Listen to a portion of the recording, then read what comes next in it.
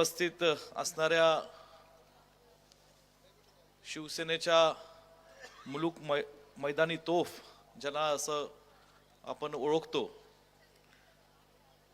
अशा आदरणीय सुषमाताई अंधारे, सन्मान्य सलगरेताई,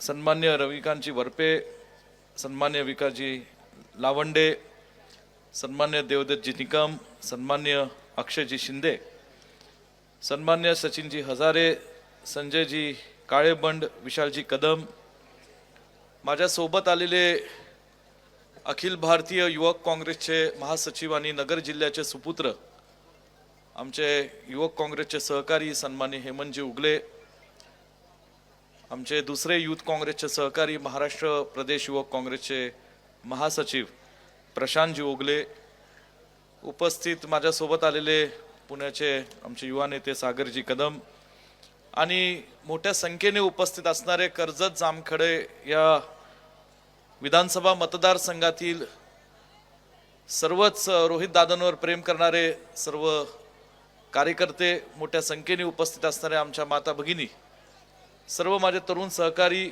उपस्थित बंधू भगिनींनो, आज आपण सर्वजण एक अत्यंत पवित्र स्थानी मोठ्या संख्येने एकत्रित जमलेलो आहोत. पुण्यश्लोक अहिल्यादेवी होळकरांच्या या जन्मभूमीमध्ये आज भव्य दिव्य असा हा कार्यकर्त्यांचा आणि लोकांचा मेळावा हा रोहित दादांनी आणि त्यांच्या चाहत्यांनी एकत्रित आयोजित केलात आणि आपणा सर्वांना पुन्हा एकदा या चौंडी येथील या पवित्र भूमीमध्ये नतमस्तक होण्याकरता येण्याची संधी दिलीत, त्याबद्दल रोहित दादांचे आणि त्यांच्या सर्व कार्यकर्त्यांचे मी प्रथमतः मनापासून धन्यवाद मानतो. रोहित दादांचं मनोगत आपण सर्वांनी ऐकलं आणि अत्यंत महाराष्ट्राच्या तरुण पिढीला आणि खास करून कर्जत जामखेड विधानसभा मतदारसंघातील लोकांना एक दिशा देणारच हे मनोगत होतं. गेल्या काही वर्षांपासून आपल्या सर्वांच्या आशीर्वादाने रोहित दादांना आपण या मतदारसंघातून प्रचंड मताधिक्यांनी निवडून दिलं आणि 5 वर्षाकरता आपल्या सर्व या तालुक्यातील सर्वसामान्य लोकांची, शेतकऱ्यांची, महिलांची सेवा करण्याची संधी दिली. या 4 वर्षाच्या कालावधीमध्ये रोहित दादांनी उल्लेख केला की महाराष्ट्रामध्ये एक इतिहास घडला आणि शिवसेना, राष्ट्रवादी काँग्रेस पक्ष आणि काँग्रेस पक्ष हे 3 पक्ष एकत्रित येऊन महाराष्ट्रामध्ये महाविकास आघाडीचं सरकार झालं.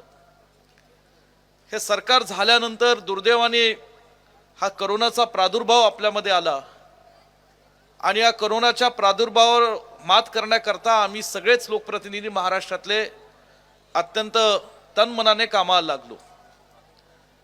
परंतु योगायोगाने त्याच कालावधीमध्ये मला राज्यात काँग्रेस पक्षाच्या माध्यमातून राज्यमंत्री म्हणून काम करण्याची संधी दिली. कृषी, सहकार, अन्न व नागरी पुरवठा, सामाजिक न्याय ही खाती माझ्याकडे होती आणि मंत्रालयात जेव्हा आम्ही राज्याचे एक प्रतिनिधी म्हणून, मंत्री म्हणून काम करत होतो, त्या मंत्रालयाच्या संपूर्ण कार्यालयांमध्ये दिवस रात्र त्या मंत्रालयाच्या जे काही हॉल असतील, पॅसेज असतील, तिथे आपल्या मतदारसंघातल्या लोकांचे प्रश्न सोडवण्याकरता कोरोना असो, प्रादुर्भाव असो, कुठल्याही गोष्टीची पर्वा न करता आरोग्य विभागाकडे सातत्याने तिथल्या मंत्र्याकडे, सचिवांकडे जाण्याचं काम महाराष्ट्रातल्या 288 पैकी कुठल्या आमदारांनी केलं असेल लोकांच्या संरक्षणासाठी तर ते रोहित पवारांनी केलं, हे मला या ठिकाणी आवर्जून सांगायचं. आम्ही सगळे त्याला साक्षीदार आहोत. आम्ही अनेकदा रोहित दादांना म्हणायचो की दादा तुम्ही निम्म निवासस्थान काही मंत्रालयात केलंय का, अशी आम्हाला शंका यायची. कारण सकाळपासून ते संध्याकाळपर्यंत जी काही मंत्रालयातली खाती असतील, जे कोण मंत्री असतील, सचिव असतील, मुख्यमंत्री असतील, उपमुख्यमंत्री असतील, आपल्या रोहित दादांचे एक असे पत्रांचे गठ्ठे हे त्यांच्या हातात स्वतःच्या घेऊन प्रत्येकाकडे जाऊन माझ्या कर्जत जामखेड विधानसभा मतदारसंघातल्या तालुक्यातला हा पाण्याचा प्रश्न असो, हा रस्त्यांचा प्रश्न असो, या MIDCच्या उद्योगाचा प्रश्न असो, या आमच्या दोन्ही तालुक्यातील जे धार्मिक स्थळ आहेत त्या स्थळांवरती असणारी जी काही मंदिरं असतील त्याला लागेल तो तिथल्या विकासासाठी निधी असो, या सगळ्या प्रश्नांसाठी सातत्याने 365 दिवस 24 तास धडपडणारे हे आपले रोहितदादा पवार हे आम्ही डोळ्यांनी पाहिलेले आहेत. आज ज्या भूमीमध्ये आपण इथं आहोत त्या भूमीच्या विकास कामांबाबतीत पोट तिडकीने आज या ठिकाणी रोहितदादांनी आपल्या भावना व्यक्त केल्या. अहो, आमदार कोण? राज्यामध्ये सत्ता महाविकास आघाडीची ही होती. त्या कालावधीमध्ये एक आमदाराच्या माध्यमातून जी काही विकास कामं झाली, जे काही बजेटची तरतूद त्याला करण्यात आली, हे आता रोहित पवारांच्या माध्यमातून आपण सर्वांनी सगळं ऐकलं. आणि मला माहिती आहे की आमदारांना विश्वासात घेतल्याशिवाय कुठे राज्यातलं काम हे सरकार किंवा शासन करू शकत नाही. आणि म्हणून रोहित दादांनी या चौंडीच्या विकासासाठी सुद्धा पुण्यश्लोक अहिल्यादेवी होळकरांच्या स्मरण जपण्याकरता जे काही हा संपूर्ण परिसराला सुशोभीकरण इथला विकास करण्याकरता जो काही कोट्यावधी रुपयाचा निधी आणलाय, त्याला फक्त आणि फक्त कुणी कितीही मिरवावं हे फक्त रोहित दादा पवार या ठिकाणी कारणीभूत आहेत, हे मला आपल्याला आवर्जून सांगायचं. आज एक जवळजवळ प्रचंड 100 कोटीच्याहून अधिक निधी या संपूर्ण तालुक्यामध्ये चौंडी या परिसरामध्ये रोहित दादांनी आणलाय. ही सहज होणारी गोष्ट नाही. 288 विधानसभा मतदारसंघातले आमदार काम करत असताना प्रत्येक आमदार हा अत्यंत तळमळीने राज्याच्या तिजोरीतनं या राज्याच्या सरकारच्या बजेटच्या माध्यमातून आपल्या मतदारसंघातल्या लोकांच्या विकासासाठी जास्तीत जास्त निधी कसा मिळवता येतील ह्याच्यासाठी आवर्जून प्रयत्न करत असतात. खरं सांगायचं म्हणलं तर आदरणीय रोहित दादांना या सगळ्या गोष्टींची शिकवण देण्याची आवश्यकता नाही. कारण आज देशाचे ज्येष्ठ नेते आदरणीय शरदचंद्रजी पवार साहेबांचं मार्गदर्शन आणि आदरणीय सुप्रियाताईंची एक त्यांना साथ, खंबीर साथ, ह्याच्या माध्यमातून आज मोठ्या प्रमाणात दिवस रात्र या मतदारसंघाच्या विकासासाठी ते काम करतायत. मी रोहित दादा तुमचं म्हणणं खरं ऐकत होतो आणि खरंच आहे, आपण सगळे एका वेगळ्या संस्कारातली वाढलेली माणसं आहोत. आपण तरुण कार्यकर्ते आहोत. आपल्याला जे संस्कार मिळाले आपल्या वडीलधाऱ्यांचे, त्या संस्कारामध्ये कधी येणाऱ्या व्यक्तीचा जात धर्म, येणारी व्यक्ती ही कुठल्या पक्षाची आहे, येणाऱ्या व्यक्ती जो कोण आपल्याकडे मोठ्या आशेने येते, मदतीसाठी येते, त्याच्याकडे जात धर्म बघू नका, ते पक्ष बघू नका, हे संस्कारांनी ही शिकवण लहानपणापासून आपल्याला मिळालेली. आणि खऱ्या अर्थाने पवार साहेबांची जी शिकवण आहे ती जीवनामध्ये प्रत्यक्षपणे अंमलात आणण्याचं काम आदरणीय सुप्रियाताईंच्या मार्गदर्शनाखाली तुम्ही समर्थपणे या 4 वर्षात केलंय, ह्याच्यात कुणालाही शंका नाही. आणि म्हणून विरोधक काय करतात, जे काही त्यांनी या मतदारसंघात केलं असेल हे दुर्दैव आहे की कुणीतरी विकास काम करतं, कुणीतरी लोकांसाठी दिवस रात्र धडपड करून चांगलं काम करतं, परंतु त्यांच्या कामामध्ये जाणीवपूर्वक राजकारणाचा या ठिकाणी आज कुठे कटकारस्थान डोळ्यासमोर ठेवून त्याला अडथळे आणणं हे खरं तर महाराष्ट्रामध्ये फार कमी ठिकाणी आम्हाला पाहायला मिळतं. दुर्दैवाने या मतदारसंघात होत असेल तर मला रोहित दादा तुम्हा सगळ्यांना एवढंच कार्यकर्त्यांना विनंती आहे की इथे कार्यक्रम येण्यापूर्वी भरा मोठा अंधार होता. मी रोहित दादांना कानात विचारलं, काय भानगडे, पुण्यश्लोक अहिल्याबाई होळकरांचं स्मारक आपण संध्याकाळी इथं येतोय, तर आम्हाला म्हणलं इथं जरा असंच चालतं. मला एवढंच सांगायचं रोहित दादा, आज तुम्ही जे काही कोट्यवधी रुपयाचा निधी या मतदारसंघातल्या ह्या धर्तीमध्ये आणलेला आहे, ह्याची जाण आणि जाणीव ह्या मतदारसंघातल्या लोकांना आहे. आणि येणाऱ्या विधानसभेमध्ये जे अशा तुमच्या चांगल्या कामांना अडथळे आणतात, अशा विरोधकांना 420चा करंट ज्यांनी तुमचा या ठिकाणी लाईट बंद केली त्यांना दिल्याशिवाय ही जनता गप्प बसणार नाही, हा विश्वास या ठिकाणी मला व्यक्त करावासा वाटतो. आणि म्हणून बरंच काही आज रोहित पवारांच्या माध्यमातून या ठिकाणी आम्ही 4 वर्ष बघतो.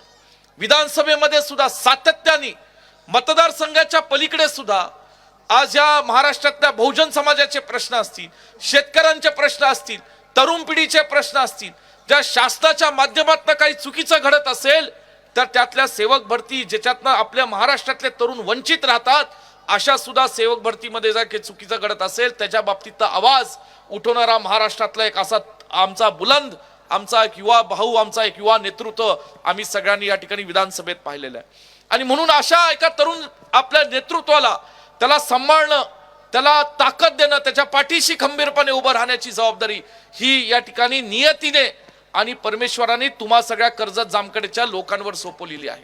आज आमचा हा तरुण कार्यकर्ता, मला अभिमान आहे त्यांचा, की आज युवा संघर्ष यात्रा त्यांनी सुरुवात त्याची केलेली आहे. आणि या संघर्ष यात्रा कुणासाठी? ही काही व्यक्तिगत त्यांच्यासाठी नाही. आज महाराष्ट्राच्या त्यांच्या कर्जत जामखेडच्या विधानसभेच्या राजकारण डोळ्यासमोर ठेवून निवडणूक आली म्हणून नाही. महाराष्ट्राला आज ज्या काही अडचणींना सामोरे जावं लागतं, महाराष्ट्रातले जे उद्योग पळवले जातात, महाराष्ट्रातल्या शेतकऱ्यांच्या समोर ज्या काही अडचणी असतील, ते हमीभावाच्या असतील, दुष्काळाचं सावट असेल, कधी अवकाळी पाऊस पडून शेतीचं झालेलं नुकसान असेल, महिलांवरचे अत्याचार असतील, या सगळ्या गोष्टींमध्ये आज एक मुलगा म्हणून, कुठल्या आमच्या भगिनीचा भाऊ म्हणून, आज शेतकऱ्यांच्या आज विचारधारेचा एक तरुण कार्यकर्ता म्हणून हा आमचा तरुण सहकारी, आमचा भाऊ या ठिकाणी तुमचा आशीर्वाद घेऊन महाराष्ट्राच्या या रणभूमीमध्ये आज पायी चालत लढत आहे. आणि म्हणून मला त्याला मनापासून अभिमान आहे. रोहित दादा, खरं सांगायचं म्हणलं तर कर्जत जामखेडचं माझंही थोडंसं नातं आहे. 2012 साली मी युथ काँग्रेसचा अध्यक्ष झालो आणि मी सुद्धा बुलढाणापासून सांगलीपर्यंत संवाद यात्रा काढली. आमचे हेमंत ओगले त्याला साक्षीदार आहेत. 532 किलोमीटरची पदयात्रा 23 दिवसामध्ये काढली. त्यावेळेस कर्जत जामखेडमध्ये पहिल्यांदा मला येण्याचा योग आला आणि इथे संध्याकाळची सभा आमची 2012 साली, त्यावेळेस थोरात साहेब आणि तत्कालीन जे काँग्रेसमधले नेते होते आदरणीय राधाकृष्ण विखे पाटील साहेब, त्यांच्या साक्षीने झाली होती. सांगण्याचं तात्पर्य असं, आज त्याच कर्जत जामखेडमध्ये, आज त्याच मातीतल्या लोकांचे आशीर्वाद घेऊन तुम्ही पुन्हा महाराष्ट्राच्या या ठिकाणी नागपूरपर्यंत पायी चालत आहात. मला खात्री आहे की ज्या छत्रपती शिवाजी महाराज, परमपूज्य बाबासाहेब आंबेडकरांच्या, महात्मा ज्योतिराव फुले असतील आणि पुण्यश्लोक अहिल्याबाई होळकरांच्या या आशीर्वादाने तुम्ही ही संघर्ष यात्रा काढलेली आहे. निश्चितपणे येणाऱ्या 2024च्या लोकसभा आणि विधानसभेच्या निवडणुकीमध्ये जशी आदरणीय राहुलजी गांधींनी भारत जोडो यात्रा काढली, तशी रोहित पवारांच्या युवा संघर्ष यात्रेच्या माध्यमातून महाराष्ट्राच्या या राजकारणामध्ये परिवर्तन घडल्याशिवाय राहणार नाही, हा विश्वास या ठिकाणी निमित्ताने आपल्याला व्यक्त करू इच्छितो. वेळ बराच झालेला आहे. संध्याकाळच्या वेळेत महिलांनाही अडचणी असतात. तुम्ही कार्यकर्ते लोक गेले 3-3.5 तासापासून इथे आज या कार्यक्रमाची वाट पाहत आहात. आदरणीय सुप्रियाताई आज खास वेळात वेळ काढून या ठिकाणी आल्यात. खरं त्या आमच्या सर्वांच्याच मार्गदर्शिका आहेत. नेहमीच आम्हा तरुण पिढीला अनेकदा चांगलं असेल तर चांगलं, चुकलं तर चुकलं असं परखडपणे सांगणाऱ्या आमच्या या एक कौटुंबिक सदस्य आणि आमच्या नेत्या आहेत. सातत्याने अनेक गोष्टींमधलं मार्गदर्शन असेल, वेळ प्रसंगी पवार साहेबांशी सुद्धा चर्चा घडवून आणून त्यातलं मार्गदर्शन असेल, अशा अनेक गोष्टींमध्ये आदरणीय सुप्रियाताईंचं या ठिकाणी आम्हाला मार्गदर्शन मिळतं. आणि निश्चितपणे त्यांचं मनोगत आणि आदरणीय अनिल देशमुख साहेब जे खास आज नागपूरवरनं मुंबईतनं या कार्यक्रमासाठी आलेत. जवळजवळ मी त्यांना सहज मगाशी विचारलं, 8 ते 9 तासाचा प्रवास करून आज रोहित दादांना आशीर्वाद देण्याकरता, सदिच्छा देण्याकरता या ठिकाणी आलेले आहेत. आणि म्हणून रोहित दादा, तुम्ही काळजी करू नका. उभा महाराष्ट्र तुमच्या पाठीशी आहे. ज्या वेळेस तुम्ही या ठिकाणी महाराष्ट्रात पायी चालत जाल, महाराष्ट्रातले हजारो लोक तुमच्या बरोबर खांद्याला खांदूला चालतील. त्यात विश्वजित कदम हा काँग्रेसचा कार्यकर्ता भाऊ सुद्धा तुमच्या खांद्याला खांदा लावून या बरोबर निश्चितपणे चालेल, हा विश्वास तुम्हाला व्यक्त करतो. आणि म्हणून रोहित दादा, तुम्ही काम करत राहो. ह्या काही राजकारणाच्या पोटी लोक काही गोष्टी विरोधक करत राहतात, त्याची चिंता करू नका. आणि मला एवढंच सांगायचं आहे की आज ज्या वेगाने ते काम करतायत, त्या वेगाची भीती लोकांना बसलेली आहे. आज ओढा विकास, ओढा निधी मतदारसंघामध्ये आणणं, जाणीवपूर्वक सर्व जाती धर्मातील लोकांना सोबत नेणं आणि त्यास बारकाईने लक्ष ठेवून ज्या भावनिक दृष्ट्या आज धार्मिक स्थळं सुद्धा महत्वाचे आहेत, त्याला विकास निधी देणं, कोट्यावधीचे रस्ते करून घेणं, हे साध्या सोप्याचं काम नाही. ह्याला दूरदृष्टी लागते, ह्याला धमक लागते. आणि ती धमक आमच्या सगळ्यांच्या रोहितदादा पवारांमध्ये, एवढंच या ठिकाणी मला आपल्याला सर्वांना सांगायचंय. आज या ठिकाणी पुन्हा अहिल्यादेवी, पुण्यश्लोक अहिल्यादेवी होळकरांच्या जन्मस्थानी रोहितदादा तुम्ही आम्हाला आणलं. खरं तर या गावात येऊन, या तालुक्यात येऊन अहिल्यादेवी होळकरांच्या बाबतीत मी काही बोलण्याची आवश्यकता असं वाटत नाही. पण जो त्यांचा विचार होता की सर्व जाती धर्मातील लोकांना न्याय देणं, शिक्षण, उद्योग, शेतातल्या लोकांना, शेतकऱ्यांना मदत करणं, तिथं विहिरी काढणं, जे काही त्यांनी काम उभं केलं, आज तोच विचार घेऊन प्रत्यक्षपणे या त्यांच्या आयुष्यात कृतीमध्ये आणून आज रोहित पवार या ठिकाणी काम करतायत. फक्त तुम्ही त्यांच्या पाठीशी उभे राहा, त्यांना आशीर्वाद द्या. मला खात्री आहे येणाऱ्या काही वर्षातच हा कर्जत जामखेड विधानसभा मतदारसंघ हा केवळ महाराष्ट्रातला नाही तर हिंदुस्थानातला एक विकसित मतदारसंघ केल्याशिवाय ह्या रोहित पवार आमचा बहुत स्वस्थ बसणार नाही, हा विश्वास या निमित्ताने देतो. पुन्हा एकदा आदरणीय सुप्रियाताईंचा आणि अनिल देशमुख साहेबांचा आणि खास करून आपल्या सुषमाताई अंधारेताईंचं तुफानी भाषण आपल्या सर्वांना ऐकायचंय. ताई जरा जपून बोला, जास्त बोलू काय नंतर आमचा कार्यक्रम होतो. नाही आपलं स्पष्ट बोललं काय त्या म्हणजे बोला लागल्या की एकदम खाली सगळ्यांना जोश आणि करंट येतो. आणि मला एवढंच म्हणायचंय ताई तुमचंही मनोगत सगळ्यांना ऐकायचंय आणि म्हणून मी जास्त लांब लचक बोलणार नाही. पुन्हा एकदा सगळी मंडळी तुम्ही आलात, हे एवढं सोपं नसतं रोहित दादा. ही माणसं बसली आहेत थंडीची, ही केवळ तुमच्यावर प्रेम आहे. आणि आज नाईलाजाने कदाचित काही महिलांना जावं लागलं असेल, नाहीतर हे सगळं आम्हाला माहिती आहे की तुमची काम करण्याची धमक आणि तुमचा जनसमुदाय किती चांगला आहे. पुन्हा एकदा 3:30 वाजल्यापासून बसले, 3:30 वाजले. नाही मी पण 5 वाजल्यापासून बसलो. जेवणाची व्यवस्था आहे का विचारतोय.